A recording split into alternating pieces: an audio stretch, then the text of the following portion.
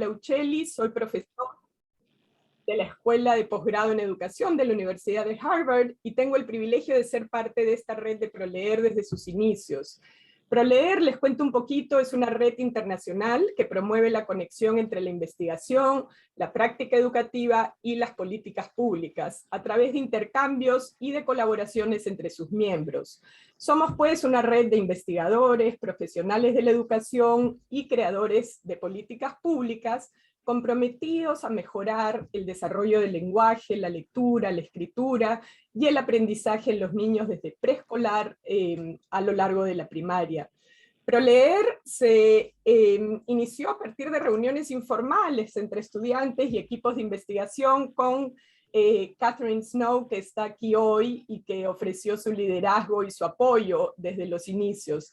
Actualmente contamos con un comité permanente de coordinadores de 9 países, 7 de los cuales son de Latinoamérica. Está representada Argentina, Brasil, Chile, Colombia, Costa Rica, México, Perú, además de nuestros queridos amigos de los Países Bajos y de Estados Unidos, y ocasional participación de otros países. Esta red busca generar intercambios productivos donde la práctica se guía por lo aprendido de la investigación y la investigación se guía y se enriquece con lo que aprendemos desde la práctica. Hoy tenemos el gran honor de tener con nosotros a mi compatriota peruano, el doctor Jaime Saavedra, actual director global en educación del Banco Mundial, cuyo trabajo sobre la centralidad de la comprensión de lectura como índice de pobreza de aprendizaje y el énfasis de la enseñanza en lengua materna son de gran relevancia para esta audiencia. En el Perú tuvimos el enorme privilegio desde el 2013 hasta el 2016 de tener a Jaime como ministro de Educación. Él y su equipo recibieron un gran reconocimiento y aprobación muy alta de la población y alcanzaron logros muy concretos que incluyeron la modernización del currículo nacional, mejoras considerables de infraestructura, la implementación de la carrera docente, la reforma universitaria, entre otras políticas que se tradujeron en un mayor desempeño del sistema de educación de Perú. Jaime ha liderado trabajos importantes sobre pobreza y desigualdad, desempleo, economía de la educación y sistemas de evaluación en organismos internacionales de alto prestigio, y fue director de GRADE, uno de los institutos de investigación de mayor trayectoria en el Perú. Jaime obtuvo su PhD en Economía de Columbia University, pero para mí es aún más importante resaltar que estudió su bachillerato en la Pontificia Universidad Católica del Perú, la famosa PUC, que es también mi alma mater. Es hoy para mí un placer especial darle la bienvenida y cederle el mayor tiempo posible para que pueda compartir con nosotros sus reflexiones, datos y su visión a futuro. Jaime hablará por aproximadamente 40 minutos y les pido nuevamente que a lo largo de la charla compartan sus preguntas para poder organizarlas en el breve tiempo que tendremos después. Jaime, bienvenido y muchísimas gracias por estar hoy con nosotros. No, muchísimas gracias a ti, Paola, por la introducción. Efectivamente, es un placer para mí estar aquí, y en verdad yo diría más para aprender que para otra cosa, aunque igual voy a tratar de compartir con ustedes algunos datos e ideas en un momento que realmente nos preocupa muchísimo, ¿no? En términos de la situación que estamos viviendo en educación. Déjame compartir primero la pantalla para ver además si funciona.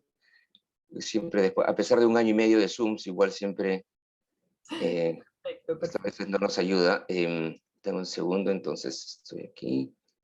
Y aquí vamos a hacer share screen. Y bueno, ahora, ok.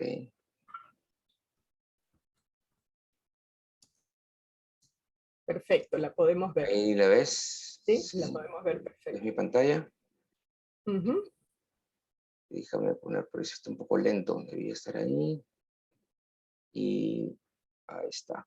Listo. Ahí ven, está en modo... Perfecto, ya se ve todo. modo presentación, perfecto. Listo, mil gracias. No, mira, yo quiero compartir solamente algunas ideas acerca de cómo vemos la situación global en términos de la crisis un poco cómo estaba la situación, cómo lo veíamos de aprendizajes globalmente, con un énfasis en América Latina, y luego reflexionar un poco qué es lo que están haciendo los países, algunas lecciones de la pandemia y qué es lo que están haciendo, empezando a hacer los países, ¿no? En esta crisis que estamos viviendo, ¿no? Pero déjame hacer una pequeña introducción solamente de bueno, cómo estaba la situación inclusive antes de la pandemia, ¿no? Y si ustedes miran los objetivos de desarrollo del milenio, los objetivos ponen como meta para el 2030 asegurar que todos los niños y las niñas tengan en primaria y secundaria de calidad, gratuita, equitativa, ¿no? Ese es el objetivo. Todos los chicos en la secundaria, en la primaria, con educación de calidad. Entonces, la pregunta es si es que vamos a poder obtener eso. Todos los niños van a poder tener una educación secundaria de calidad, ¿no? Acordémonos que todavía en América Latina las tasas de escolaridad ¿no? en los enrollment rates en secundaria están en 80%, y cuando hacemos evaluaciones de aprendizajes, lamentablemente son bajísimas, ¿no? Ustedes han visto los resultados de PISA, cuando vemos los resultados de evaluaciones nacionales, los datos son muy malos, ¿no? En términos de niveles mínimos de proficiencia, ¿no? de rendimiento en matemáticas, en ciencias, en lectura. Entonces nos preguntamos, bueno, yo no estoy seguro realmente vamos a poder llegar a ese objetivo en el 2030, en la secundaria, pero bueno, preguntémonos en la primaria. En la primaria todos los chicos están en la escuela, sí, ¿no? Básicamente todos los chicos están en la escuela. Hay algunas, de repente hay algunas cosas que todavía eh, eh, llegar a un 100% en algunas zonas, pero es algo muy pequeño. En general, en términos de aumentos de años de escolaridad y de asistencia, ok, eso se avanzó. Pero es una educación primaria de calidad, ¿no? Realmente todos los chicos hoy día tienen habilidades fundamentales de lectura, escritura y aritmética, y la respuesta es obviamente no. ¿No? Digamos, dependiendo del país, en nuestra región, quizás el 50% de chicos, ¿no? Logran las habilidades mínimas al final de la primaria.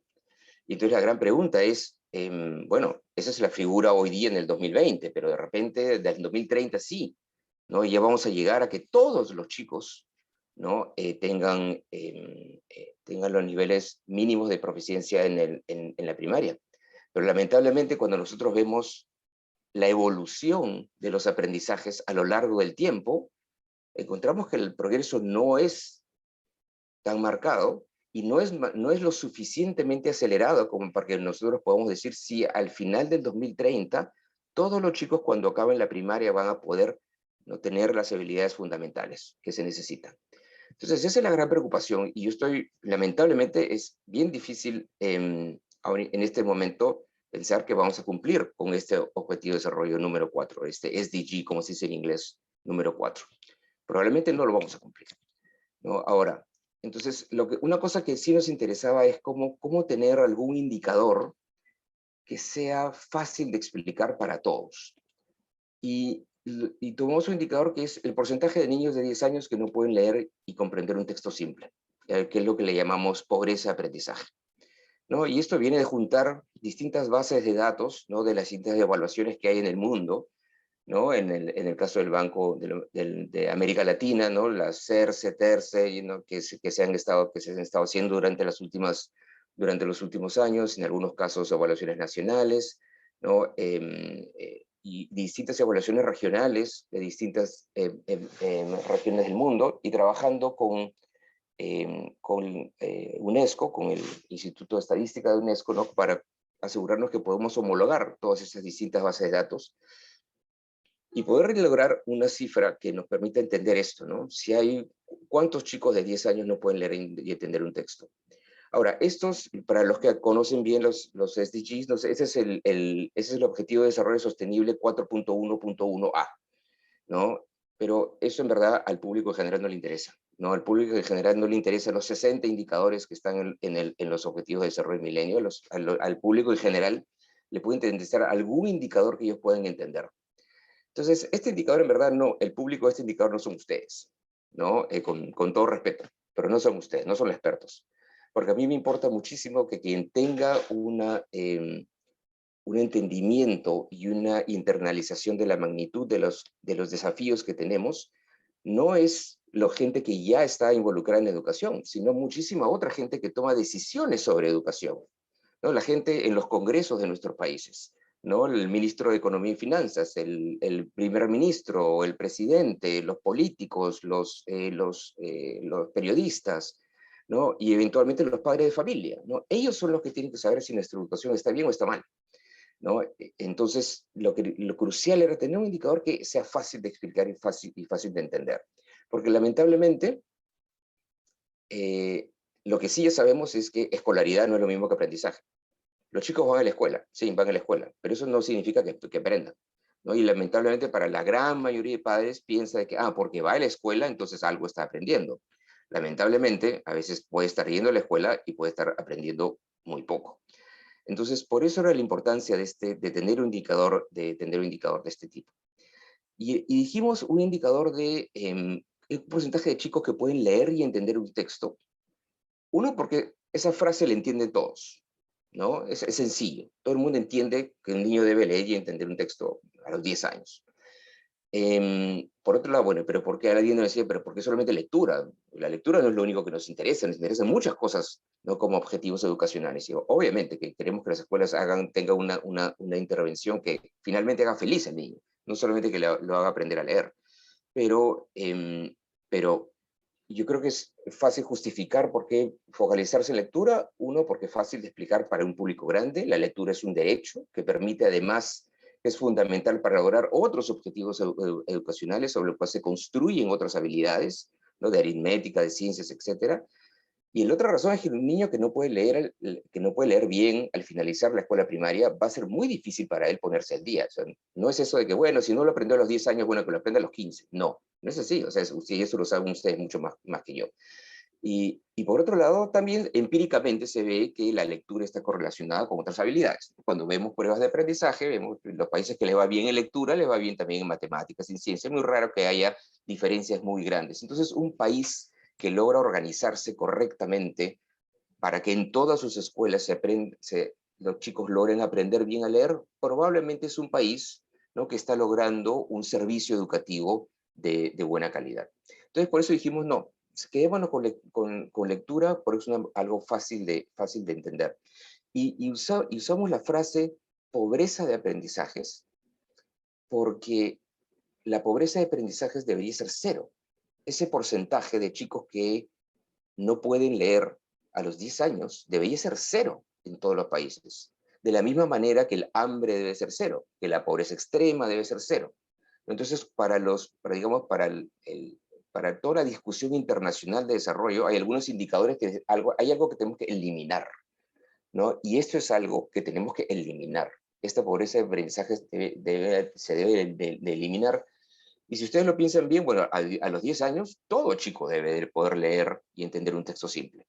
Es más, nuestros hijos, nosotros esperamos que, no esperamos eso, esa es una vara relativamente baja. No esperamos un texto simple, esperamos que puedan leer una novela corta a los 10 años. ¿No? Pero, ok, mantengámoslo así, mantengamos en ese porcentaje de que puedan leer un texto simple. Y lo que encontramos es que lamentablemente, y eso es antes de la pandemia, a nivel de todos los países de ingreso medio e ingreso bajo, un 53% de chicos no podía leer un texto simple. Y estoy hablando acá de todos los chicos de 10 años. Algunos, la mayor parte están en la escuela. Hay algunos que no están en la escuela. Eso los incluyo también aquí. Acá se incluye todos los chicos. Y el denominador son todos los chicos de 10 años y el numerador es cuántos tienen esta habilidad. Y que solamente la mitad tengan estas habilidades fundamentales es una tragedia. Eso no es un problema, es una tragedia realmente, ¿no? Entonces, como planeta estamos en un problema muy grande, ¿no? Así como tenemos el reto inmenso del cambio climático, esto es un reto fundamental. Ahora, si miramos entre los países, obviamente entre las regiones del mundo hay diferencias muy grandes, ¿no? América Latina está en el promedio, América Latina está en la media tabla, 51%, ¿no? Es estadísticamente lo mismo que 53%. Pero si miramos en el mundo, en África subsahariana, esa cifra llega al 90%. ¿no? En Asia Oriental, que incluye China, esa cifra está en 20%, ¿no? Y efectivamente, y en unos países esta cifra es 1%, ¿no? En Singapur, en Estonia, en los países escandinavos, esa cifra es muy pequeña, ¿no? Es entre 0 y 1%. Entonces, efectivamente, hay muchos países que han eliminado la pobreza de aprendizajes. La han eliminado. Pero África subsahariana está en 90%. ¿No? Ese es un reto absolutamente fundamental y es probablemente el reto, ¿no? En términos de calidad educativa, ¿no? Para estos países. Ahora, las tasas de escolaridad en África efectivamente no están en 100% como ya están en América Latina. Todavía hay un trecho por resolver, pero están cercanas al 80% en primaria. Entonces, hay un reto inmenso de calidad. Pero ese reto inmenso de calidad lo tenemos en América Latina.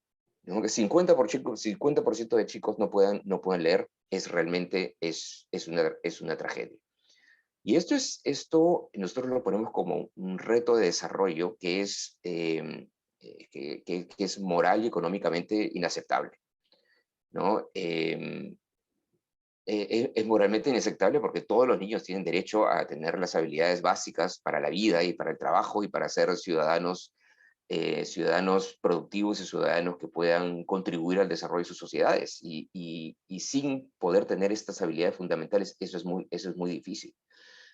Y es económicamente inaceptable, lo diría yo también, porque esto no es imposible, ¿no? Esto no es física nuclear. No es imposible que nuestros países se organicen de tal manera que con los recursos que tenemos, ¿no? Podamos darle las habilidades fundamentales a los chicos.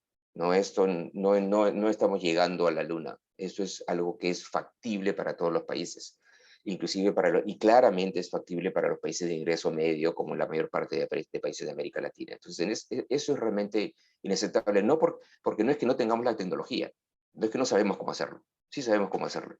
Y en el fondo tampoco es que no tengamos los recursos, ¿no? Porque en muchísimos de nuestros países existe un espacio, y eso podemos conversar después, para aumentar el financiamiento a la educación. Y como ya había dicho antes, ¿no? Aspirar a eliminar la pobreza de aprendizajes tiene que ser un objetivo de los países similar al objetivo de acabar con el hambre. Y una cosa que nos preocupa es que obviamente esta alta tasa de pobreza de aprendizaje es una advertencia temprana de que muchísimos de los objetivos de desarrollo sostenibles dentro de educación, ¿no? Del ODS 4, están realmente en peligro, ¿no? De que no se puedan cumplir al año 2030. Ahora, ¿qué pasa después de la pandemia? Les había dicho que si hubiéramos tenido esa conversación, hasta ahorita hubiera sido exactamente igual si lo hubiéramos tenido en enero del 2020. Nuestra simulación, que en verdad esta es una simulación al comienzo de este año, del 2021, nos decía de que esta pobreza de aprendizajes podía subir en los países de ingreso, no son los países ricos, acá estoy excluyendo los países de la OECD, estos son países de ingreso medio y países de ingreso bajo. Ese 53 puede subir a 63. En el caso de América Latina, que yo les decía era 51, se esperaba que subiera 12 puntos, ¿no? De 51 a 63. Lamentablemente, esta cifra la estamos revisando porque esa cifra al comienzo del 2021 tenía alguna esperanza, ya era el escenario más pesimista, pero tenía la esperanza de que las escuelas se hubieran empezado a reabrir ya masivamente al comienzo de este año 2020, cosa que no pasó. Cosa que no pasó en América Latina, cosa que no pasó en Asia del Sur, cosa que no pasó en muchos países de Asia del Este, en Filipinas, en Indonesia.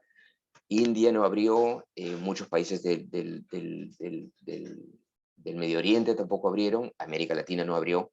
Ese número yo creo que va a estar lamentablemente cercano al 70%, lo cual es obviamente gravísimo. Y con eso es que quería, regreso a lo que mencionaba al comienzo, lo que estamos, y eso es algo que tenemos que ser conscientes, es la peor crisis educativa del siglo. Eso sin ninguna duda, ¿no? Y ya estábamos hablando que estamos viviendo una crisis educativa.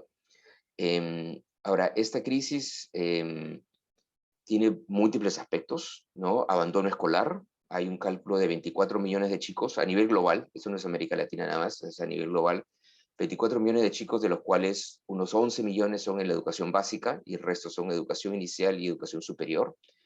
Se ha duplicado la incidencia de síntomas de depresión y ansiedad de niños globalmente. 13 millones de niñas adicionales casándose tempranamente, y esto es principalmente lo que vemos hacia el sur y en África. 7 millones de niños más de menores de 5 años con desnutrición. Y un punto es que hay una estimación muy preocupante de una potencial pérdida de ingresos. En economía de la educación hay una cifra que usamos, digamos, como en promedio, que es que un año de educación te da en promedio 10% más de ingresos a lo largo de tu vida, ¿no? Entonces, digamos, un chico que acaba la educación superior puede ganar el doble de lo que gana un chico que solamente ha acabado la secundaria, ¿no? Más o menos. Perdón, el doble, no, un 50-60% más de lo que ha ganado un chico que solamente acabó la secundaria. Pero ese es un número, digamos, es una regularidad empírica y lo encontramos en muchos países, ¿no? Un año más de escolaridad, ajustando por calidad, porque un año de escolaridad puedes aprender mucho o aprender muy poco, pero ajustando por calidad te da un 10% más de ingresos. Pero entonces pensémoslo eso al revés. ¿Qué pasa si yo te quito un año de escolaridad respecto de lo que hubieras tenido o lo que hubiera tenido la generación anterior o la generación que viene? Entonces, ese es el gran miedo que tenemos, ¿no? Porque si no logramos, en el caso de América Latina, las pérdidas en términos de días han sido larguísimas, ¿no? Y más en términos de de días efectivos de clases presenciales han sido más de un año. Se acerca al año y medio en muchos de nuestros países. Entonces es fácil pensar que estos chicos pueden haber perdido un año. Y tenemos que pensar si vamos a poder recuperarlo. Si eso no se recupera y esos chicos efectivamente tienen un año menos de escolaridad, entonces pueden hacer exactamente la misma analogía y en lugar de tener 10% más, van a tener 10% menos. Entonces, lamentablemente, de aquí a 15 años, podemos tener una serie de estudios empíricos que calculan el castigo, ¿no? El premio, el castigo en ingresos y en bienestar de esta generación, ¿no? Que calcula el castigo que tiene el chico cualquier persona por haber tenido entre 5 y 20 años, digamos, en estos años 2020-2021. Si perteneces a esa generación, probablemente vas a estar peor que si eres de la generación anterior o de la generación que viene. Y lamentablemente, con los cierres que hemos tenido, particularmente en América Latina, estamos cerca de eso. Y estos son datos todavía solamente hasta febrero de este año, ¿no? Y ya se habían perdido 160 días de cierre completo y 25 días de cierre. Ya tenemos casi 200 días de cierres, de pérdidas de escuelas, de pérdidas de días de escolaridad presencial en América Latina, mucho más, ¿no? Que en el resto del mundo, ¿no? Hacia el sur está más o menos cercano a América Latina. Lamentablemente, cuando actualicemos este gráfico, lamentablemente estas columnas van a ser más altas, porque de marzo hasta acá hemos tenido muchísimas escuelas cerradas en toda América Latina. Y eso sí es a septiembre, todavía continúa este proceso. Si ustedes ven la última línea, globalmente, ¿no? 19 más 8, 27% de países todavía tienen cierres completos o parciales, pero si miramos para América Latina, todavía tenemos un 16% de países con cierres completos y 50% de países con cierres parciales, ¿no? Entonces, otra vez, América Latina está con Asia del Sur, ¿no? Que incluye India, Pakistán, Bangladesh. Son las dos regiones que siguen teniendo, ¿no? Todavía cierres parciales, principalmente cierres parciales, porque la mayor parte de países ya alguna apertura ha habido. Y en verdad son países que cerraron en marzo, cerraron temprano, ¿no? Entonces, el miedo es grande. Ahora, ustedes dirán, pero bueno, ¿por qué todo va a ser negativo? Todos los países, ¿no? Implementaron distintos tipos de políticas y estrategias usualmente multimodales de educación a distancia. Y eso realmente lo ven ustedes, y aquí está en el porcentaje de países, el 90% intentaron aplicar algo de plataformas en línea, 87% de países utilizaron televisión educativa, cosa que revivió en todo el mundo. En muchos países la televisión educativa medio que había desaparecido y eso ha sido un despertar de la televisión educativa, que es algo que creo yo positivo. Muchos países han usado radio, no los países de ingresos, si ustedes ven, por ejemplo, los países de ingresos altos, radio no, muy pequeño el porcentaje, pero sí internet, paquetes de estudio en casa, eso es muy, muy utilizado en países ricos. O sea, en países ricos hacía la combinación de online, lo más que se podía, con llegada de paquetes de libros o de materiales a la casa. En los países más pobres, eso es justamente esas dos cosas, la llegada de materiales a la casa y el acceso a internet ha sido mucho más bajo, ¿no? Y lo que nosotros nos preocupa es no solamente las diferencias en estos patrones de aprendizaje remoto entre los países, ¿no? Sino las grandes inequidades. Si ustedes comparan África con América Latina, en África, por ejemplo, 55% de chicos no reciben nada. La diferencia es que los cierres escolares en África han sido más cortos. Los cierres escolares en África han sido solamente 3 o 4 meses, y un porcentaje de chicos recibió alguna instrucción a través de radio y televisión, y muy, muy poco por computadora, por no acceso en línea. En el caso de América Latina, el porcentaje de chicos que no ha recibido absolutamente nada es pequeño. Todo el mundo ha tenido acceso por lo menos a televisión educativa, ¿no? Han tenido un dispositivo electrónico, han tenido acceso a la radio. Entonces, si encontramos que un 40% ha tenido acceso a radio y televisión, otro 55% ha tenido acceso a algún dispositivo electrónico. Pero obviamente la heterogeneidad es muy grande en el porcentaje de acceso a Internet. Y a nosotros, antes de ir al tema siguiente, nos preocupa muchísimo la heterogeneidad. Si ustedes ven en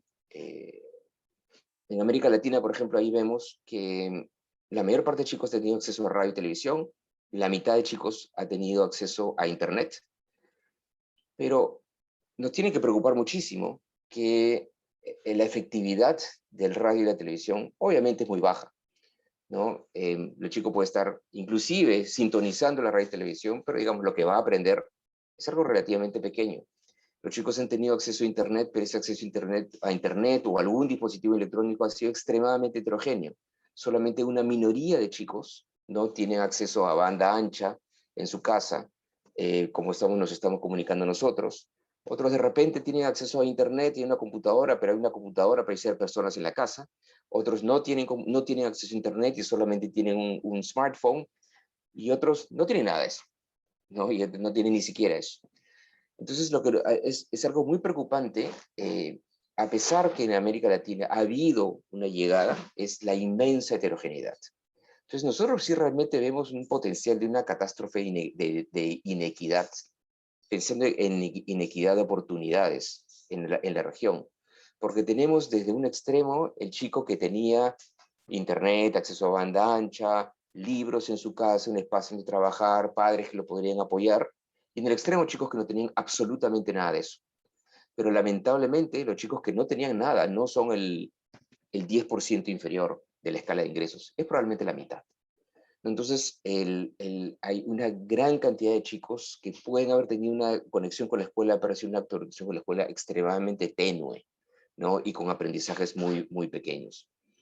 Eso es lo que nos ha llevado a tener estas simulaciones, ¿no? De pérdidas, ¿no? De aumentos en la pobreza de aprendizaje tan marcados. Pero ahora ya empezamos a tener recién ya evidencia real de pérdidas de aprendizajes en algunos de nuestros países.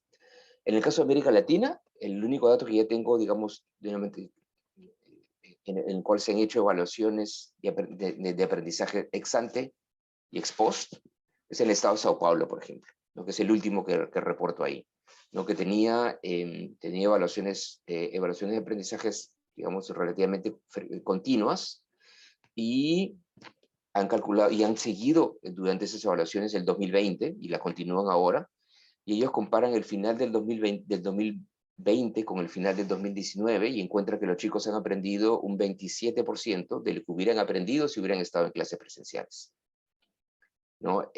Ahora, y eso se va corroborando en estudios que se han hecho ya en Etiopía. Termina saliendo algo parecido. Los chicos han alcanzado solamente 30% del 40% del aprendizaje de matemáticas que hubieran alcanzado en un año normal, y estas son zonas urbanas de Etiopía, ¿no? En Sudáfrica, ¿no?, se encuentran pérdidas equivalentes al 70% de un año de aprendizaje, que me parecen que son los resultados ya empíricos, pero son podrían ser inclusive peores en otros países. En Europa se encuentran pérdidas equivalentes, por ejemplo, en estudios que se han hecho en Bélgica, Suiza, en Países Bajos, pérdidas equivalentes a 20% de un año escolar, pero hay que recordar que ahí los cierres de escuela no han sido de un año. Los cierres de escuela en estos países en países de Europa continental han sido 3 meses como máximo, 4 meses quizás en algunos casos. Entonces, lo que ya estamos empezando a ver recién con data real, ya no con simulaciones, es realmente preocupante. Es realmente preocupante. Los chicos han perdido, y acuérdense, el chico no solamente pierde lo que deja de aprender durante ese año que tuvo un enganche muy tenue con la escuela, sino además hay aprendizajes que si no se refuerzan y que los tuvieron al final del 2019, probablemente se han perdido también. Es como el efecto vacaciones, ¿no?, que todos ustedes conocen muy bien. Los chicos pierden durante las vacaciones, ¿no? Entonces es realmente un ejemplo muy, muy preocupante, ¿no? Esta es la evaluación, mismo análisis para Sao Paulo que yo les estaba mencionando, ¿no? Y esa es la evolución, los datos que ven ustedes, es la evolución de data real hasta el 2019, ¿no? Y luego ya han proyectado, ¿no?, resultados del SAEP hasta el 2000, ya al final, el inicio del 2021, si es data real. El inicio del 2021 los puntajes promedio fueron 196. Ese 196 es un porcentaje similar al que se obtuvo en el año 2007 en Sao Paulo, ¿no? Que entonces eso es algo que nos permite entender un poco la magnitud del atraso, ¿no?, en un país, en un estado que había estado mejorando paulatinamente. Y estudios sobre inequidad, no tenemos muchos todavía para países de ingreso medio o ingreso bajo. Sí tenemos estudios de inequidad para Países Bajos, para Reino Unido, para Holanda, y sí encontramos, por ejemplo, el caso de Países Bajos, que son pérdidas 60% más altas para los estudiantes de familias de menor nivel educativo, ¿no? Y estamos hablando de países en los cuales la conexión a Internet es casi 100% o 100%, ¿no? Y eso es algo que, y quiero comentar una conversación que yo tuve con un subsecretario de Educación en Dinamarca en junio del año pasado. Y él me decía, tenemos que regresar lo antes posible. Estamos hablando de junio del año pasado. Tenemos que regresar lo antes posible porque los que más pierden y los que no se pueden enganchar con el sistema educativo, ni inclusive online o en línea, son las poblaciones, ¿no?, más marginales, son las poblaciones de refugiados, son las poblaciones de inmigrantes, ¿no? Y esos chicos, ese 20% más pobre de Dinamarca, ¿no?, ellos estaban preocupadísimos por las pérdidas que iban a tener. Entonces ahí había un sentido de urgencia de cómo tenemos que hacer para regresar lo antes posible, y efectivamente toda Europa regresó entre la primera y la segunda ola. Regresó a la escuela. Bueno, de ahí tuvieron que volver a cerrar y luego volvieron a abrir, ¿no? Pero sí ha habido un sentido de urgencia que no se ha visto en otros países, en otras partes del mundo. Ahora, yo quiero pasar, y no sé cuánto tiempo me queda, Paula, tú me avisas, es que hay algunas lecciones que yo creo que son muy importantes de recoger en términos de la percepción de nuestras sociedades, ¿no? Y una primera lección es que hay que cerrar la brecha digital. Eso es clarísimo, eso ya lo sabíamos antes de la pandemia, ahora es mucho más claro. La brecha digital se tiene que cerrar. Pero felizmente yo creo que también queda como una lección para nuestras sociedades que la educación es un fenómeno social, La educación es interacción social. La educación es acerca de la interacción entre el chico y el maestro, y entre el chico y todos y sus compañeros. Y la escuela es un espacio de interacción social, ¿no? Que es absolutamente fundamental en el desarrollo de las sociedades, ¿no? Y es un espacio importantísimo de igualación de oportunidades, ¿no? Muchos de ustedes que han trabajado en una escuela, ustedes saben que en cualquier escuela rica y pobre, vienen chicos de distintos niveles socioeconómicos. Hay unos chicos que tienen mucho más estímulo en su casa, otros menos estímulo en su casa. Pero la educación, la escuela iguala. La escuela les permite a muchos chicos, ¿no?, tener la misma experiencia que otros chicos que tienen menos recursos que ellos. Y lamentablemente ese espacio de igualación de oportunidades desapareció. Y desapareció por mucho tiempo. Y eso es gravísimo. Entonces, esa es una lección muy importante, ¿no? La importancia de la escuela como espacio de interacción social y la importancia del maestro, ¿no?, como esa persona que tiene que inspirar, que tiene que facilitar el aprendizaje, que tiene que inspirar, ¿no?, el desarrollo personal y la creatividad de los chicos. Y quizás muchos padres se han dado cuenta de lo difícil que es ser maestro, ¿no? O sea, un buen maestro los buenos maestros sí se dan cuenta de lo difícil que es su trabajo, ¿no? Lo complicado que es el trabajo de un maestro que tiene que asegurarse que 30 niños sean felices, que tiene que asegurarse que 30 niños tengan el estímulo correcto. Entonces yo creo que eso es algo que ojalá quede como lección para nuestras sociedades. Pero también es muy importante, yo les decía primero cerrar la brecha digital y luego lo que es un fenómeno social, y es importante justamente ese equilibrio entre la tecnología y el factor humano. Y eso es otra lección, creo yo, porque siempre ha habido mucha, ¿no?, mucha presión, en muchos casos de gente de fuera del sistema educativo. No, mira, con tecnología nos arreglamos todo, le damos una laptop a todos los chicos son muy hábiles, con eso ellos van a aprender todo, y nos estamos lidiando con el problema de los maestros, que es una complicación porque tenemos sindicatos con los cuales es imposible de trabajar, ¿no? Entonces, con tecnología vamos a resolver todo. Bueno, y es claro que con tecnología no resuelves nada, en verdad, si es que la tecnología no es acerca de apalancar el trabajo del maestro y de los directores. Y entonces yo creo que esa es una lección para el futuro, pero para el futuro de hoy, para el futuro que ya empezó hoy día, ¿no? Es el arte de balancear, ¿no?, la tecnología con el factor humano. Y yo creo que eso va a ser eso es nuestra gran tarea desde hoy, literalmente desde hoy. El otro par de lecciones que yo quería mencionar era el rol de los padres y las comunidades como actores claves en la educación de sus hijos, ¿no? Eso es muy claro para algunos padres, pero no lo es claro para muchos otros padres, ¿no? Y eso es algo que tiene que ser parte de la política pública, y eso es algo que la política pública normalmente abandona, ¿no? En términos de asegurarse de que se ayude, perdón, no sé qué he hecho acá, que se ayude a los padres en darles el apoyo para que ellos puedan apoyar el proceso educativo de sus hijos, ¿no? Entendiendo que ellos son protagonistas del futuro de sus hijos, ¿no? Y eso sí es el padre y la comunidad, y eso es algo que tiene que ser parte de la política pública, a través de campañas comunicacionales, apoyo a los padres para el trabajo que ellos tienen que hacer en el hogar, ¿no? Y por otro lado, tenemos que fortalecer el ambiente en el hogar, que es algo que tampoco es parte normalmente de la política pública en América Latina. Nosotros decimos, tenemos que mejorar las condiciones en la escuela, por supuesto, tenemos que asegurar que las escuelas hayan computadoras, que hayan libros en la escuela, sí. Pero ¿qué pasa en la casa? Si en la casa no hay libros, el proceso educativo es mucho más difícil que continúe. Entonces hay una inmensa inequidad de que unos chicos regresan a su casa y hay libros, ¿no? Y hay y hay un montón de libros. Y hay otros chicos regresan a su casa y no hay un solo libro, ¿no? O hay un periódico barato, que sería mejor que no leyeran.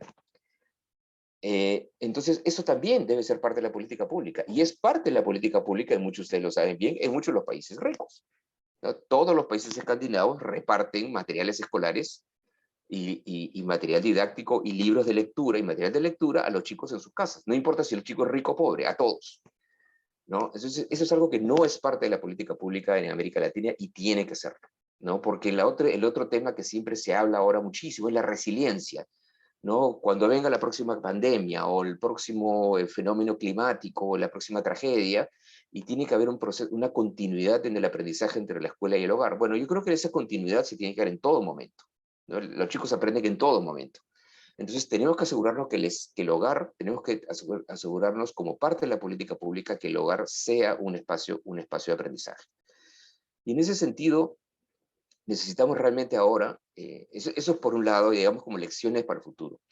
Pero lo que a mí me preocupa muchísimo, ¿no?, es el posible impacto permanente en esta generación, ¿no? Y yo creo que es crucial que todos nuestros países tomen acciones urgentes para acelerar la recuperación de los aprendizajes ayer, ya no mañana, literalmente ayer, porque la pérdida que han tenido los chicos en términos de aprendizajes, en términos de salud mental, en términos de socialización, es demasiado grande, ¿no? Y ahora, y con esto, no sé cómo está de tiempo, con esto ya voy a empezar a cerrar, Paola.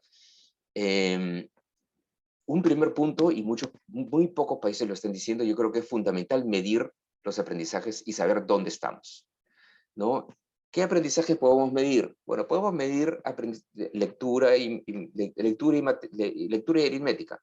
Hay muchos otros aprendizajes que son cruciales, pero hay que ser pragmáticos, ¿no? Midamos ahorita lo que sabemos medir un poco mejor o un poco menos mal, ¿no?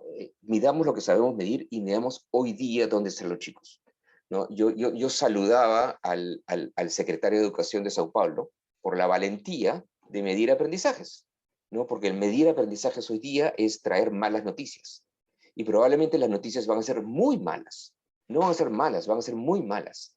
Pero es importantísimo saber qué tan malas son esas noticias, porque puede que sean más malas en algunas regiones del país que en otras regiones del país. Puede ser que sean más malas para chicos. Nosotros no sabemos las diferencias entre los chicos de zona rural, la pérdida de chicos de zona rural y zonas urbanas, entre la pérdida de chicos con más ingresos o menos ingresos. Eso tenemos que saberlo. Y tenemos que saber quién ha perdido más, los chicos de los grados menores, los chicos de segundo grado o cuarto grado, o los chicos de 10º grado. Y les doy el ejemplo, justo acaba de salir data para Montgomery County, ya que es un county al costado de Washington, D.C., donde yo estoy viviendo. Es uno de los counties más ricos de Estados Unidos. Y en Montgomery County, uno de los counties más ricos, condados más ricos de Estados Unidos, encuentra una pérdida de aprendizajes en términos del porcentaje de chicos que tienen el nivel satisfactorio de 30 puntos en segundo y en cuarto grado. 30 puntos. En 10º grado es solo 10 puntos. Es solo 10 puntos, ¿no? Que es una barbaridad, 10 puntos. Pero ahí se ve, es algo que también muchos de nosotros, y ustedes probablemente sospechaban, la pérdida es mucho mayor para los chicos más pequeños, que es mucho más difícil para ellos tener algún tipo de aprendizaje en línea, ¿no? Y hay mucho más, bueno, algo pueden tener de estímulo a través de la televisión y la radio, pero es pequeño, ¿no? Y obviamente, y no quiero pensar cuáles son las pérdidas para los chicos de educación inicial, ¿no? Para los cuales, para quienes el servicio básicamente desapareció, ¿no? Entonces es crucial medir los aprendizajes. Y las otras 3 columnas que muestro aquí son distintas, son parte del menú de cosas que tienen que hacer los sistemas educativos o que ya están haciendo en realidad muchos sistemas educativos, lamentablemente no muchos en América Latina, ¿no? Que es para poder acelerar los aprendizajes y tratar de recuperar parte del tiempo perdido y hacer que el aprendizaje que viene sea lo más efectivo posible, ¿no? Uno es priorizar los fundamentos, los aprendizajes fundamentales, ¿no? Y en muchos países se ha sido pragmático, ¿no? Se han consolidado materias, se han eliminado algunas materias o dentro de algunas materias se han priorizado aprendizajes, ¿no? Priorizando lo que es necesario para seguir, para poder moverse al siguiente grado. Es muy preocupante saber un chico que hoy día nominalmente, ¿no?, debe estar en 5º grado, en verdad tiene los aprendizajes bases de 3er grado, ¿no? Entonces, si nosotros aprendemos con 5º grado, el chico no va a entender absolutamente nada, porque no ha tenido lo que, digamos, la trayectoria para poder llegar a su aprendizaje en 5º grado. Entonces, hay que consolidar currículums, lo cual a veces para nuestros países es muy difícil. Nuestro país tiene currículums gigantescos, ¿no? Con muchísimas materias, currículos muy densos, ¿no? Que la mitad del currículum de una materia en determinado grado el profesor ni siquiera la domina. Particularmente eso pasa muchísimo en secundaria. Pero hay que priorizar materias y priorizar dentro de las materias. Yo creo que yo priorizaría particularmente la primaria, lectura aritmética, pero también el desarrollo de competencias emocionales por los impactos en salud mental que hemos visto. En segundo, hay que buscar la manera de manejar, administrar el tiempo de instrucción. Probablemente vamos a tener que modificar los calendarios académicos, extender la jornada escolar, tener escuelas de verano. Claro, tampoco puedes extender mucho, porque tampoco puede generar un burnout, ¿no? En los profesores y en los chicos. Hay que hacerlo de manera inteligente y aprovechar cualquier tiempo para poder estrategias de recuperación. Y por otro lado, independientemente del tiempo, hay que hacer el aprendizaje lo más eficiente, ¿no? En la enseñanza en el aula, ¿no? La enseñanza al nivel adecuado, ¿no? Hay muchísimas intervenciones ahora de lo que en inglés llaman teaching at the right level, ¿no? Asegurarse que, por ejemplo, los chicos no estén agrupados en función del grado, sino que estén agrupados en el nivel que ellos requieren, o utilizar software que permita ayudar a que el chico reciba el estímulo que necesita, tutorías, que es algo que es útil, pero que es más sencillo organizar en unas cuantas escuelas, pero es difícil organizar a escala, ¿no? Que es lo que me preocupa. Trabajar con programas de autoaprendizaje. Hay que apoyar muchísimo a los docentes en las habilidades que van a necesitar en estos momentos, ¿no? Para poder lidiar con chicos que han tenido una interrupción muy larga, con un shock de aprendizaje, con un shock emocional, que implica lidiar con chicos que vienen con una carga emocional mucho más compleja de la que normalmente hubieran tenido. Y, enfatizando este último punto de hacer más eficiente la enseñanza en el aula, encontramos muchos países que están utilizando planes de estudio, sesiones de aprendizaje, mejor dicho, es la mejor traducción, de sesiones de aprendizaje estructuradas. O sea, a los maestros hay que ayudarlos, y esto es algo que a veces en muchos países es es resistido, y hay mucho debate si eso es correcto o no es correcto, o hay que hacerlo o no, pero yo recuerdo cuando lo hicimos en Perú, muchísimos maestros agradeciendo el que recibir sesiones de aprendizaje, que algunos maestros probablemente las iban a utilizar exactamente tal cual, otros maestros eran mucho más creativos y trabajaban sobre eso y modificaban y las mejoraban, y eso es fantástico. Pero para el maestro que no ha tenido tiempo de preparar y que en la tarde maneja un taxi, lo que lamentablemente es la realidad de muchos de nuestros países, o tiene algún otro negocio y no tiene tiempo de preparar clases, darle sesiones estructuradas que faciliten su trabajo es importantísimo. El uso de estrategias, ¿no? De enseñanza a nivel correcto, ¿no? Se está utilizando mucho, y hay varias experiencias en este momento en Botswana, en Zambia, Camboya, Chile, que se están usando como propuestas pedagógicas en este momento. Programas de tutoría. El Programa Nacional de Tutoría en Reino Unido es gigantesco. Estamos hablando de cientos de millones de libras, pero es un programa que está expandiéndose basado en un programa que ya existía, ¿no? Y es un programa muy complejo de manejar, ¿no? Una cosa es organizar un programa de tutorías adicionales con chicos voluntarios de las universidades. Suena muy bonito, ¿no? Pero la implementación, el proceso de implementación puede ser muy complejo. Pero Chile, por ejemplo, está trabajando con redes de tutores. Hay un programa de tutoría online en República Dominicana. Entonces sí es un área que habría que trabajar.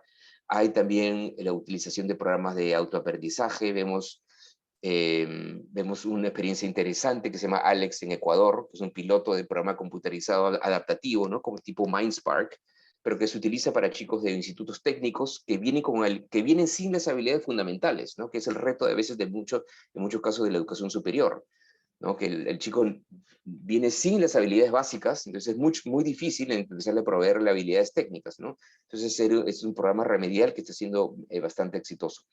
Entonces, este tipo de experiencias ya las estamos viendo en distintos países del mundo, pero el punto central es que este menú se tiene que implementar a nivel de cada país. Cada país tiene que escoger qué hace este menú, pero lo tiene que hacer rápido. Hay una cosa que a mí me preocupa muchísimo, es el sentido de urgencia, y ahí yo sí veo diferencias entre distintos tipos de países. Por un lado está este funcionario en Dinamarca que yo les mencionaba, que a los 3 meses me decía, tenemos que abrir inmediatamente. Y por otro lado, en las discusiones todavía bizantinas que seguimos teniendo en América Latina, ¿no? En el cual seguimos abriendo restaurantes, hoteles, bares, todo se abre, ya existe evidencia, existe ya evidencia empírica que la escuela no es un foco de contagio. Existe evidencia empírica que los chicos no contagian más que los adultos, que cuando las escuelas han abierto no han habido incrementos en las tasas de contagio por la apertura de escuelas.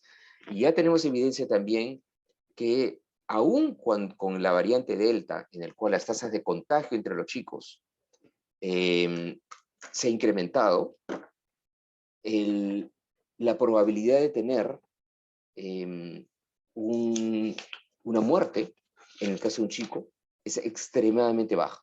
Es extremadamente baja, ¿no? Es probablemente en este momento mucho más baja de la que tiene un chico en cualquiera de nuestros países de salir a la calle y ser atropellado por un auto, ¿no? Entonces hay muchísimos mitos y miedos acerca del riesgo que están teniendo, que pueden llevar los chicos. Muchos países han dicho, bueno, pero nosotros tenemos para abrir tenemos que vacunar a todos los maestros. Bueno, ok, se puede vacunar a todos los maestros, casi ya en todos los países de la región, ¿no? Europa abrió antes de vacunar a sus maestros. Europa abrió cuando todavía la vacuna, cuando todavía no había vacuna, ¿no? Y ya Europa estaba abierto. España estaba abierto, Italia estaba abierto, Francia estaba abierto, Alemania estaba abierto, sin vacuna, ¿no? Con todas las medidas del caso, obviamente, claro. Uno dice, bueno, en los países de América Latina no en todas las escuelas hay agua. Bueno, pero existen kits portátiles, ¿no? En los cuales los chicos se pueden lavar las manos. Eso realmente no es imposible para ningún país. Eso no es imposible para ningún país. Entonces, hay muchísimas cosas que sí tenemos que hacer, que tiene que haber un sentido de urgencia porque tenemos que entrar a un proceso intenso, ¿no? De preocuparnos porque no haya un impacto permanente en nuestra generación. Yo quiero cerrar nada más, y disculpen la extensión, y muchas gracias por esto, Paola, con una anécdota que me pasó a mí lo que me dijo un chico cuando yo era ministro. Nosotros implementamos en Perú un programa de jornada escolar completa, ¿no? Que era que en Perú, como en muchos países de la región, hay primer turno, segundo turno, tercer turno, entonces los chicos salen a las 12 o 1 de la tarde. Entonces el programa escolar completa era una escuela regular, ¿no? Que sales a las 3 de la tarde, ¿no? Y además tenían más materiales, más equipo de cómputo, más entrenamiento para los profesores. Y este programa se implementó al comienzo en 1000 escuelas, de las 8000 secundarias que hay en Perú. Yo visité muchas de esas 1000 escuelas para ver cómo estaba implementándose ese programa. Y un chico en Piura, en el norte del Perú, me dijo una cosa, ¿no? Porque yo siempre les preguntaba a los chicos, bueno, ¿y qué tal? ¿Qué les parece este programa, no? Porque, bueno, los chicos me podían decir, bueno, ¿quién quiere estar 2 horas más en el colegio? ¿No? Pero todos los chicos me decían, no, fantástico, genial. O sea, una respuesta muy positiva de todos los chicos, y obviamente, y de los padres y de los profesores, entre la opinión de la gente. Pero un chico muy sarcástico, un chico de quinto de secundaria, o sea, del último año de secundaria, me dijo, sí, no, eso está muy bien, pero eso está muy bien para los de primero y segundo de secundaria. Yo ya me voy. Para mí llegaron muy tarde. Y yo no tenía respuesta para ese chico. Para él, llegamos muy tarde. Ya no hay nada que hacer. Sus 15 años no se los devuelve nadie. Sus 14 años no se los devuelve nadie. Eso fue bien frustrante. Yo no tenía respuesta para ese chico. No, y solamente lo cuento porque efectivamente podemos estar llegando muy tarde para muchos chicos. Y ese año que se pierde es un año que no se recupera. Hay cosas que se pueden recuperar, cosas que no se pueden recuperar, ¿no? Sin ofender a nadie acá, ni a mí mismo, tu año 55 de tu vida no es lo mismo que tu año 5 de tu vida. No es lo mismo que tu año 10 de tu vida, ¿no? Entonces, que ese año 10 de tu vida, ¿no? Tú has estado encerrado en la casa, ¿no? Es una experiencia que es bien difícil de recuperar. Si hubiera sido un par de meses, es una anécdota interesante que te hubieras acordado toda tu vida y nada más. Pero si es un año y medio, sí es una experiencia extremadamente preocupante y por eso es este sentido de urgencia que tenemos que tener para recuperar, tratar de eliminar lo más que se pueda estas pérdidas y asegurarnos que tenemos una generación que tiene todas las posibilidades de ser una generación que contribuye al desarrollo de nuestras sociedades. Muchas gracias, Paola, y disculpa por el tiempo. No, Jaime, un placer. Quisiéramos escucharte por una hora más, pero te agradecemos enormemente la presentación. Yo creo que como todos podemos ver, no solamente un trabajo intensivo, pero una capacidad de comunicar este sentido de urgencia y esta gravedad del problema que todos los investigadores apreciamos enormemente. Y me parece que has ido contestando algunas de las preguntas en el chat mientras ibas presentando, pero voy a consolidar aquí algunas porque digamos, en este sentido de urgencia, la gravedad del problema y a la vez los recursos limitados, y las diferencias locales, culturales de los distintos países. Hay muchas preguntas en el chat sobre, bueno, ¿qué hacer con más detalle, no? Y hay preguntas sobre, por ejemplo, ¿cuáles serían tus recomendaciones para un gestor educacional de una ciudad? Versus, ¿cuáles son las recomendaciones para la escuela rural del Perú, donde los chicos de 15 años todavía no podían leer incluso antes de la pandemia y los recursos son tan limitados? ¿Y cuál es la respuesta, digamos, del Banco Mundial ante esta diversidad de escenarios, todos graves, pero diversos, ¿verdad? Entonces, quizás sí podemos empezar por ahí. Uh-huh. Mira, Paula, el banco trabaja apoyando a los gobiernos. Entonces, en verdad, nosotros podemos empujar un poquito y decir lo que estoy diciendo en este momento. Lo que he dicho sobre el sentido de urgencia se lo he dicho a cada persona que me escucha, a cada piedra que me escucha, le digo que del sentido de urgencia. Pero eso algunos países lo toman, otros no.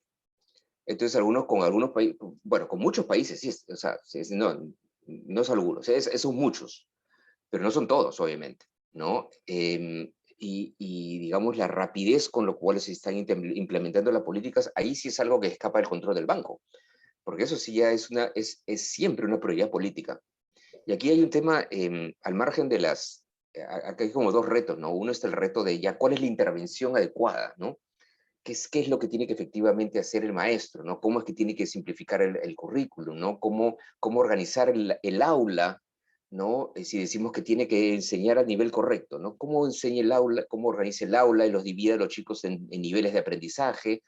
En las escuelas que tienen más recursos pueden tener software que ayuden en eso. Entonces, existen todos los detalles acerca de qué hacer en el aula y en la escuela, pero existe todavía, además, ¿no? Toda la priorización política, ¿no? Y esa es la parte en donde yo creo que está, digamos, la traba fundamental. Yo no creo que sea ahorita en la creatividad de los maestros o de los directores para ver qué hacemos, ¿no? O de los buenos maestros, porque lamentablemente hay buenos maestros en las aulas y a veces hay malos maestros, ¿no? O maestros que no tienen, digamos, las capacidades suficientes. Pero uno sabe, el buen maestro, ¿no? Se las ingenia. El buen maestro sabe reconocer las diferencias entre las heterogeneidades al interior del aula, ¿no? Entonces a mí me preocupa más que eso, en verdad, me preocupa más las decisiones políticas, más a nivel macro y a nivel nacional o a nivel regional, local, ¿no? Efectivamente, de dar las condiciones para que los chicos estén regresando al aula. Por un lado está, o sea, y ahí a mí me preocupa, yo veo muchas diferencias en los distintos países en términos de liderazgo. Porque la pandemia es un proceso de manejo de miedos, es gestión de riesgos y es gestión de miedos, ¿no? Y al comienzo de la pandemia eran miedos que se tenían que gestionar con muy poca información. Entonces, al comienzo eran miedos que se tenían que gestionar sin saber, no teníamos idea si una escuela era un foco de contagio o no. Teníamos sospechas si los chicos se contagiaban más, se contagiaban menos. Parecía que no, felizmente, pero había mucha ignorancia globalmente, ¿no? Pero ahora ya no, ¿no? Ya desde el comienzo del 2021, ya no, hay muchísimo más conocimiento, ¿no? Y a pesar de ese conocimiento, las reacciones de los miedos existen, ¿no? Desde el miedo a no ponerse la vacuna, ¿no? El negacionismo todavía es grande, en Estados Unidos es gigantesco, ¿no? Y por otro lado, el miedo de los padres de ir a la escuela. Y entonces, cuando hay esos miedos, ahí la única manera de solucionarlo es con un liderazgo. Es con un liderazgo que diga, no, sí tenemos la data, sí tenemos la información, ¿no? La decisión correcta es esta.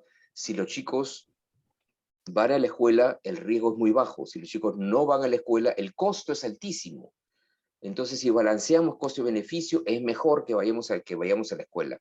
Pero si no hay un empuje a nivel del liderazgo local y el liderazgo nacional, eso no va a pasar. Entonces yo creo que eso es la precondición para hacer todas las otras cosas que se tienen que hacer.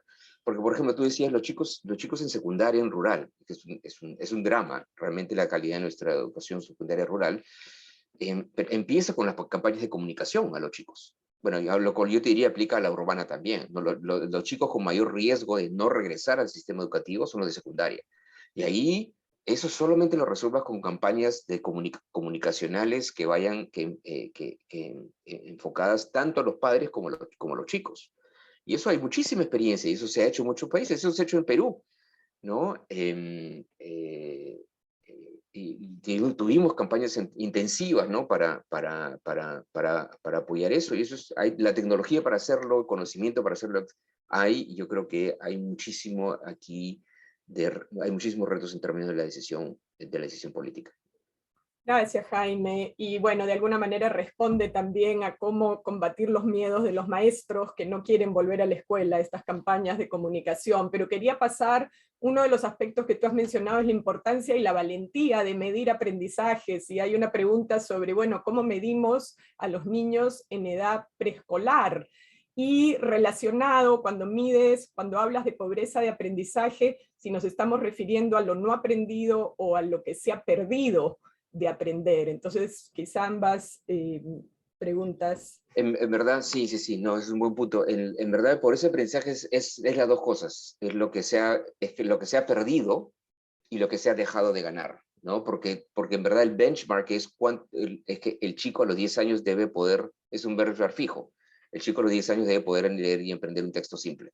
Si no lo hace, en unos casos es porque nunca logró la competencia, ¿no? Y en otros casos es porque de repente porque tú puedes tener esa competencia antes de los 10 años, la tienes y la perdió. Entonces, conceptualmente es las dos cosas.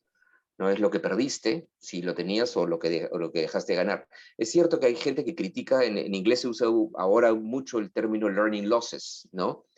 Y hay gente que dice, bueno, en verdad no son losses, ¿no? Es learning missed, ¿no? Es el aprendizaje que no se logró, ¿no? Y que se debería haber logrado, ¿no? Es como un tiempo perdido. Pero en verdad no tiene que preocupar la suma de las dos cosas. En el caso de educación inicial, bueno, tenemos mucho menos tradición, ¿no? De medición de aprendizajes en educación inicial. Sí hay, ¿no? Y hay un programa del banco que tiene un nombre horrible, que se llama MELCO, no sé por qué se llama MELCO, pero es algo de measuring something, pero es justamente para medir habilidades, ¿no? Preacadémicas y habilidades emocionales. Hay mucho menos, los instrumentos ya existen, se han piloteado muchos instrumentos, no existe todavía medición a nivel preescolar masiva en nuestros países. En esta coyuntura, no me preocuparía yo de la medición de aprendizajes en preescolar, porque simplemente preescolar desapareció. Entonces, todos perdieron. Ahí perdieron todos. Los únicos ahí es donde vemos que la desigualdad de oportunidades ha replicado uno a uno la desigualdad de riqueza.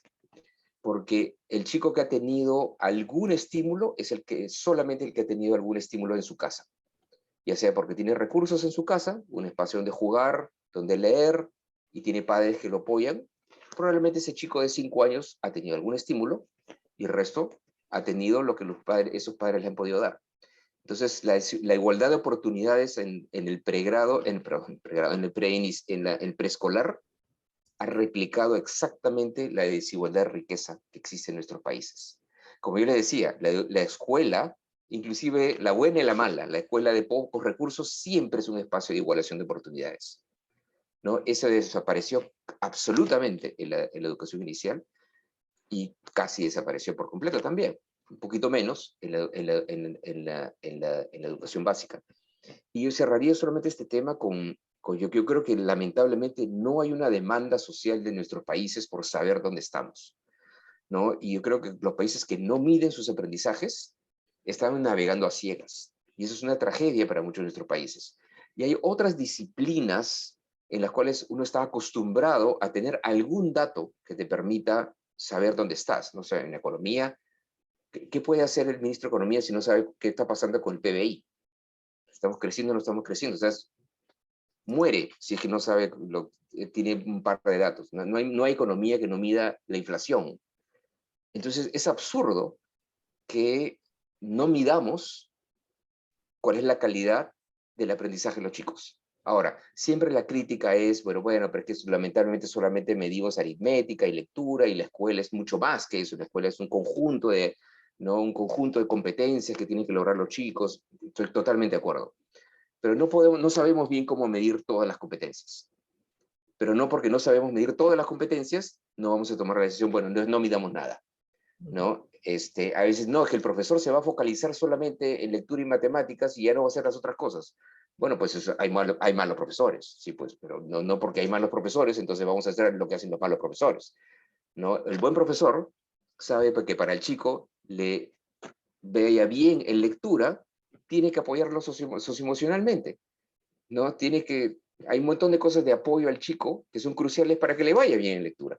Entonces, yo creo que para mí son excusas, ¿no? El no medir son realmente excusas, y eso es algo extremadamente grave, particularmente en estas circunstancias. Gracias, Jaime. Quisiera hacerte una pregunta más. Hay una pregunta de, bueno, ¿y en qué momento les enseñamos a los niños a manejar la información, a distinguir? Yo quisiera como reformular un poco esa pregunta para preguntarte en este sentido de urgencia y de enfoque en destrezas básicas.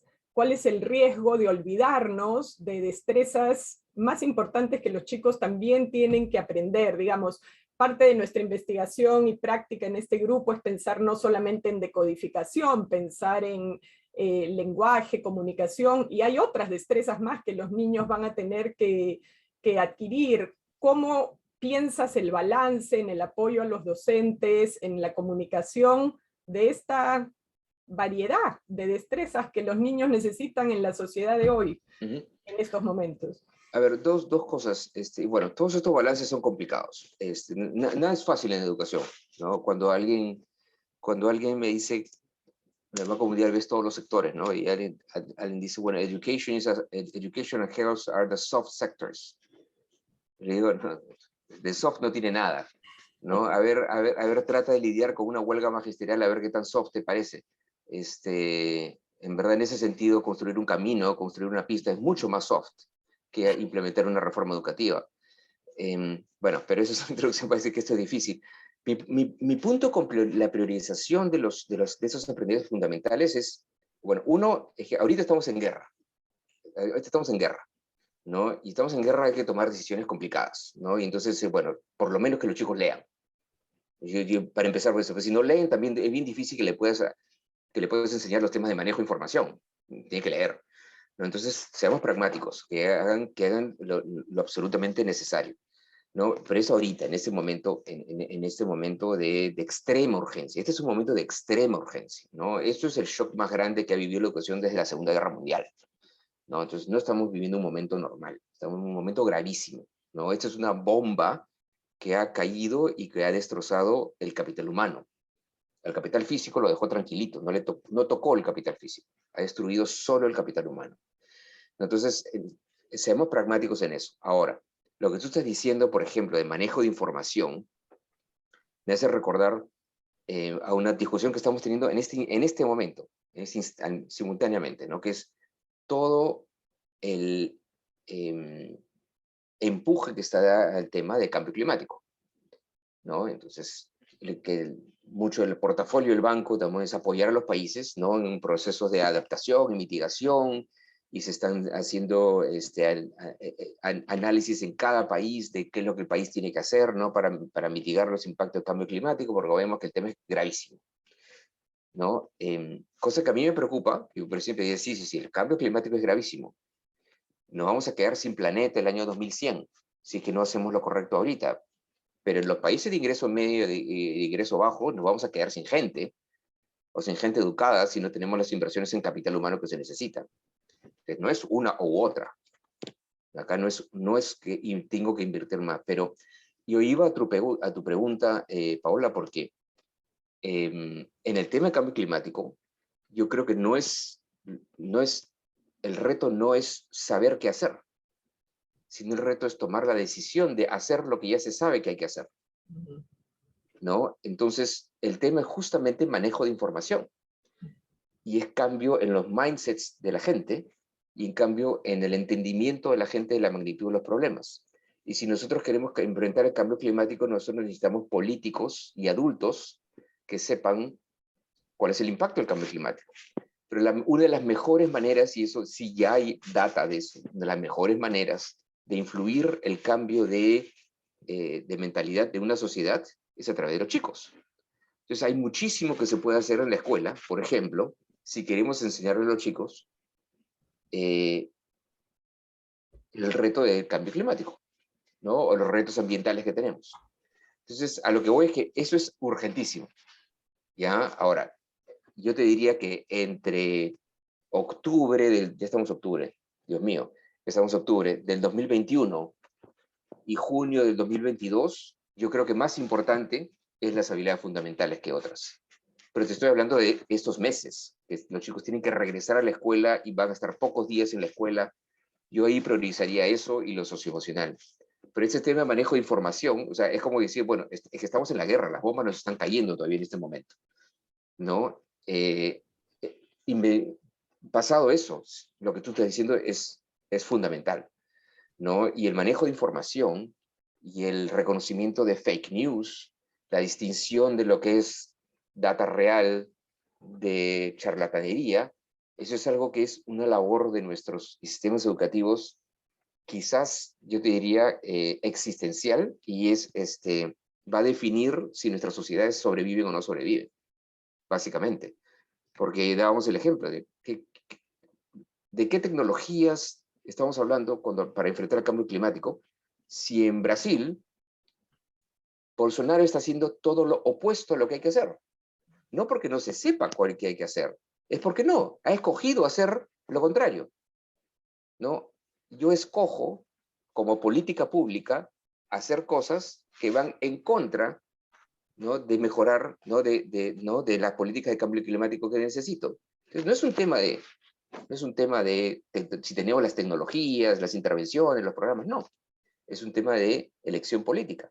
Y es un tema de manejo de información. Y eso está muy relacionado al tema de manejo de información, que yo creo que se enfrenta desde niño, desde inicial, desde educación inicial, ¿no? Entonces, yo sí estoy completamente de acuerdo que ese es un tema súper importante desde el día uno, ¿no? Gracias, Jaime. Te hago una última pregunta y desafortunadamente me voy a tener que ir a enseñar porque tengo que dar clase ahora, pero Renata va a cerrar el evento. Pero digamos, desde una perspectiva quizás si hay algo optimista que rescatar en todo este drama, ¿ves alguna oportunidad que se ha creado donde los maestros quizás han entendido? Yo he trabajado con maestros en el verano en Perú y era interesante ver cómo los maestros reflexionan ahora sobre qué es lo más importante enseñar, y hay como una conciencia de escoger lo más importante. Quisiera saber desde tu perspectiva si ves alguna luz en esta crisis que haya servido para el apoyo de los maestros, para transformar prácticas pues tradicionales de años, que pueda ser rescatable. Sí, no, tienes toda la razón. Yo creo que esta pandemia nos ha permitido tener algunas discusiones que antes hubieran sido muy difíciles, ¿no? Una es que yo creo que es mucho más difícil para los maestros el tener alguna resistencia a entender la importancia de la tecnología, ¿no? Al mismo tiempo que yo digo, la tecnología no te resuelve nada por sí sola. La tecnología sí puede ser muy poderosa, ¿no? Para que nosotros podamos apoyar a los maestros de manera más eficaz, ¿no? Todos los programas de entrenamiento de maestros ahora son cada vez para llegar a escala, ¿no? Es mucho más fácil hacerlo utilizando la tecnología, utilizando los medios digitales.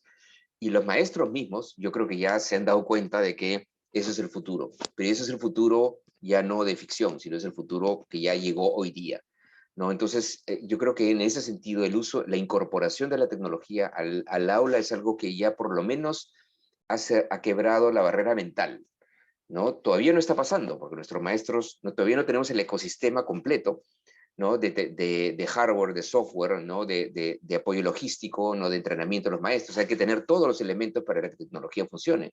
Pero lo que ya yo creo que sí se puede haber quebrado es esa barrera mental que había, no, que la tecnología puede no ser necesaria, o que quizás yo no soy bueno en esas cosas, ¿no? Ya todos vieron la manera de engancharse a la tecnología, o una gran parte.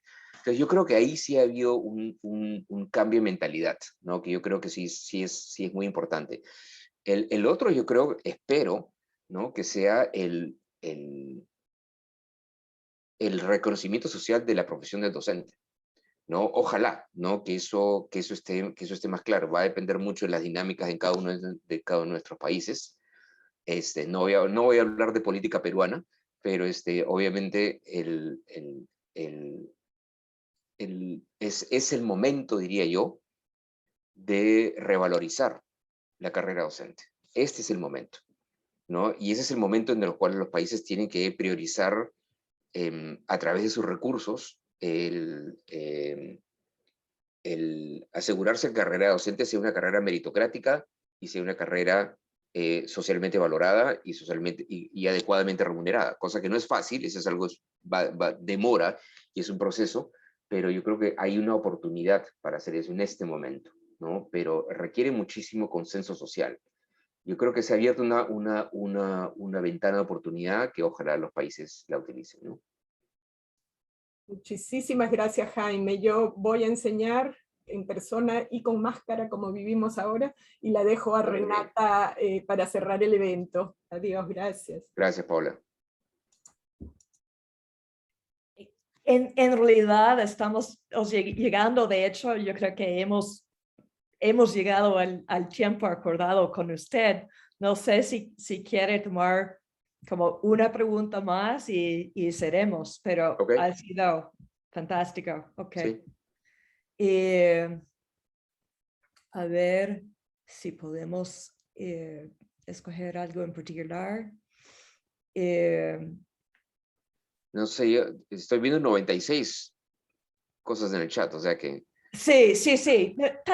Tal vez si usted más bien quiere dirigir algunas palabras de cierre, o sea, realmente su charla ha abarcado, o sea, un amplio, o sea, espectro de necesidades y muy priorizados. Entonces, tal vez algunas palabras de usted y con eso le agradecemos muchísimo.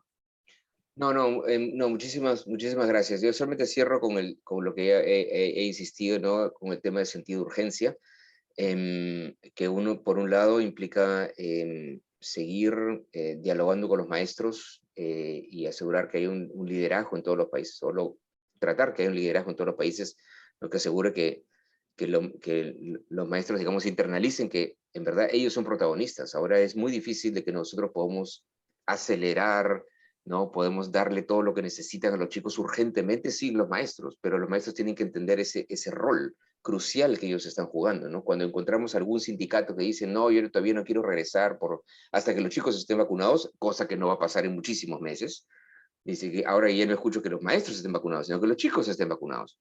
Bueno, eso yo creo que de repente son cúpulas sindicales en algunos países, pero yo creo que la gran mayoría, la gran parte de maestros, y efectivamente, en particular los buenos maestros, se dan cuenta del inmenso daño que se está haciendo a los chicos, ¿no? Y yo creo que eso es algo que hay que seguir enfatizando, y ustedes que tienen la capacidad de influir en sus países, yo creo que es importantísimo tener un rol lo más vocal posible para mostrar, ¿no?, la importancia de la escuela como parte, ¿no?, del proceso de socialización de los chicos, del proceso de desarrollo de los chicos. Yo creo que yo creo que no hay un entendimiento todavía en nuestras sociedades de eso. Y por otro lado, simultáneamente, ya a un nivel más, más concreto, es justamente no decir, bueno, si nosotros necesitamos estrategias de recuperación aceleradas, nada de eso va a ser gratis, ¿no? Hay cosas que no cuestan, o sea, simplificar el currículum no cuesta, ¿no? Son decisiones, ¿no?, pedagógicas, administrativas que se pueden hacer, pero asegurarnos que todos los chicos tengan kits de saneamiento, eso sí cuesta, ¿no? Asegurarnos que hayan dispositivos para todos los maestros al menos, eso también cuesta, y si se quieren horas adicionales, eso también cuesta, pero el punto es que eso hay que hacerlo, ¿no? Eso no es bueno, sería útil, ¿no? Yo creo que hay que verlo como parte, ¿no?, de esa urgencia, ¿no?, que tenemos que tener como sociedades de darle a los chicos la oportunidad que necesitan, que merecen, y tener esa idea, ¿no? No podemos permitir que esta generación sea una generación marcada en el futuro por la pandemia, ¿no? Que es lo que potencialmente es el riesgo que estamos corriendo, que esta generación tenga menos bienestar, menos ingresos, menos productividad, ¿no?, que la generación anterior y la generación que viene, ¿no? sin haber hecho nada. No, no es por su culpa, ¿no? Es una inequidad intergeneracional inmensa que estamos creando si es que no se invierte más de lo que normalmente se invertía en esta generación en particular, ¿no? Para que no tengan el impacto sobre la pandemia que hasta este momento lamentablemente estamos viendo. Eso es todo. Yo les agradezco muchísimo, Catherine, y Renata por la oportunidad. Desde luego, desde Proleer y todo el grupo de coordinación, o sea, muchísimas gracias, don Jaime, por acompañarnos hoy, por una charla tan ilustradora de las matrices y las prioridades que requiere comunicar desde esta crisis educativa y nos ha dejado nosotros con un sentido de nuestro rol y básicamente de nuestra área de contribución en un entorno que realmente es global. Entonces, desde luego, muchísimas gracias y yo creo que todos salimos con muchos aprendizajes y básicamente, o sea, una visión mucho más ampliada y clara en cuanto a las acciones por tomar. Al contrario, muchísimas gracias por la oportunidad. Y con eso le damos un cierre a esta sesión y si se quieren unmute para simplemente aplaudir o dar una reacción, o sea, bienvenido sea. Muchísimas gracias. Muchísimas gracias a todos. Gracias, muchas gracias. Jaime. Muchísimas gracias. Saludos. Gracias. Gracias. Muchas gracias. Gracias por la oportunidad. Gracias. Chao. Gracias. Gracias. Lorena, yo creo que